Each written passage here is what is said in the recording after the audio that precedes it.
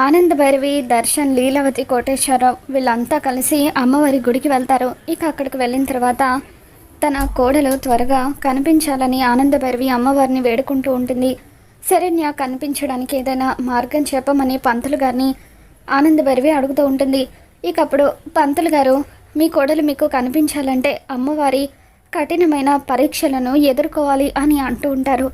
ఏంటి ఆ పరీక్షలు చెప్పండి అని ఆనంద భైరవి అడుగుతూ ఉంటుంది. ఇక అప్పుడు ఈ బిందెలో ఉన్న చీటీల్లో ఒక చీటీని తీయండి, అమ్మవారే ఆ పరిష్కారం ఏంటో చూపిస్తారు అని అంటూ ఉంటే ఆనంద భైరవి పంతులు గారు ఇచ్చిన బిందెల నుండి ఒక చీటీని బయటకు తీస్తుంది. ఆ చీటీలో పుట్టలో ఉన్న మెట్టలు తీసి అమ్మవారికి సమర్పించాలని చెప్పి రాసి ఉంటుంది.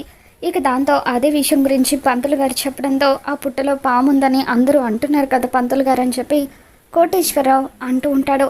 దాంతో పంతులు గారు, కానీ అమ్మవారి పరీక్షలను ఎదుర్కోక తప్పదని పంతులు గారు అంటూ ఉంటే, నా కోడలు కనిపించడం కోసం ఎంత కఠినమైన పరీక్షలనైనా నేను ఎదుర్కొంటానని ఆనంద భైరవి అంటూ ఉంటుంది.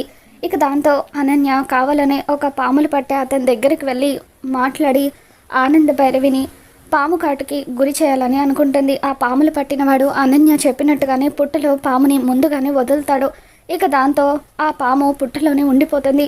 ఆనంద భైరవి అమ్మవారికి దండం పెట్టుకొని శరణ్య కనిపించాలని మొక్కుకొని పుట్టలో ఉన్న మెట్టెలను తన చెయ్యి పెట్టి తీస్తూ ఉంటుంది. ఇక అప్పుడే ఆనంద భైరవి చేతి మీద పాము కాటు వేస్తుంది.